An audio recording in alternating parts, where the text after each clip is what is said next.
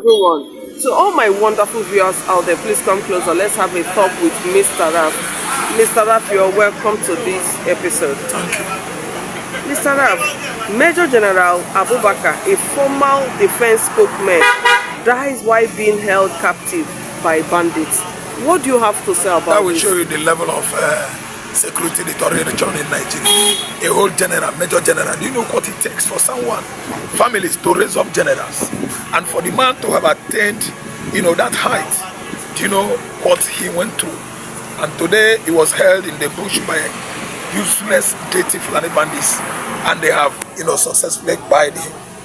Government is not taking action against Fulani bandits over the years simply because they are the one in charge of any government in any prevailing time. I'm telling you, Tinubu is from Southwest, but it's too obvious that Fulani is in control of this current administration. A whole general was there. They established communication with him. Our military, our police could not track this pigs, their hideout. You see why it is very, very dangerous to be a Nigerian. See, Army General, Major General is equivalent to President, if you don't know. In the hierarchy, military hierarchy, he is the President, he's the Mr. President. Even if you check the salary, you'll actually know what Tinubu collects is what he collects. I'm telling you, as salary payment. So this has actually told so much about Nigeria, how security has deteriorated over the years in this part of the world. And the office of Aso-Rock, the judiciary, they don't want to know because they are playing politics with Fulani Janjaweeds. The people in charge of the current insurgency going on in the north, south, central, north, southeast, southwest, Sokoto west, northwest, Sokoto forest are the Fulani, that migrated from Futajelo Island. And we know that Sardauna Sokoto owes us questions. Not only one question. Why is it that Fulani kidnappers, kidnapping, terrorists, persisted on their incessant attacks on Nigerian civilians? And nothing has, been done about it. So you see it. When someone like Mazi Nnamdi Kanu was telling stories, they turned their back that he doesn't know what he's saying.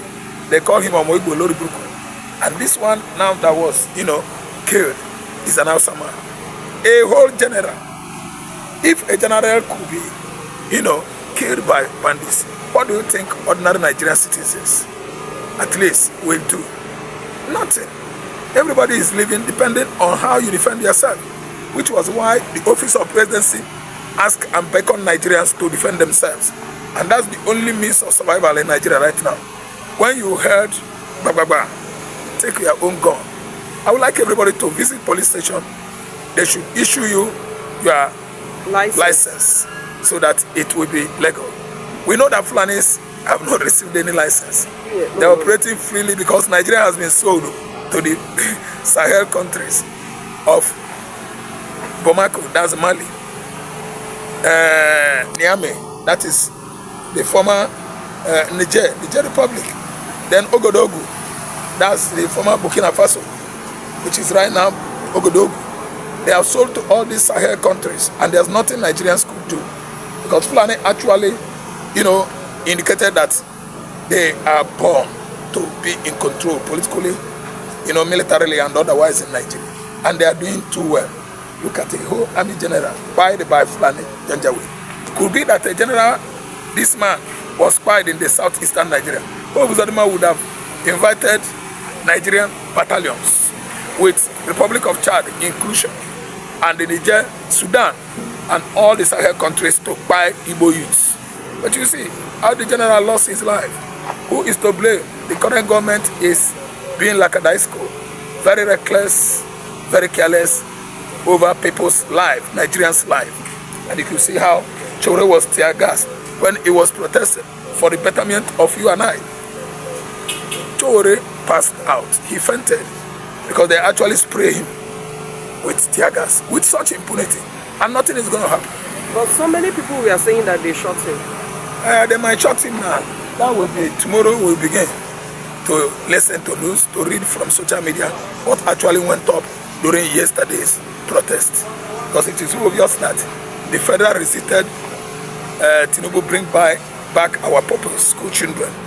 The federal government of Nigeria resisted them, their conveners, and people that actually participated in that protest.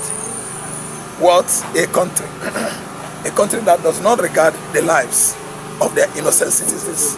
All they could do is going after Igbo youths that are ready to combat the Fulani Janjaweeds, the Fulani militia, the bandits, the Fulani headers, and the rest of Boko Haram and ISWAP will never, ever have their ways in the southeastern Nigeria. They are waiting right now, and there's nothing Nigerian military forces could do. We have over time and over time, been running out of patience when we actually thought that the Nigerian federal troops are equal to this task.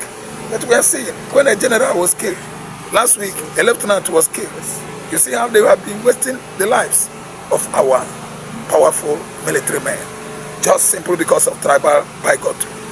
They are not telling us the truth. They are only playing, trickish and deceptive games, targeted political, power or political vendetta. Tinubu doesn't know anything. He's clueless, and he's not telling us the truth about how powerless he is to control and rule Nigeria competently. This is a country that the economy has collapsed to zero level, and we are still here. Fulani has actually seized Nigeria, political system since 1967, buying and killing Igbos in their large number, and after the war they turned their back on reparation and compensation. They could not pay the Igbos by allowing them reintegrated into the political leadership of the country. All they know is Rothschild seizing power. Shagari seized power in 1979. Obasanjo handed over to him. Let me tell you, people must turn their backs on these people. They should go and perish on their own. We are not meant to be part of Nigeria. Have a wonderful day. Bye.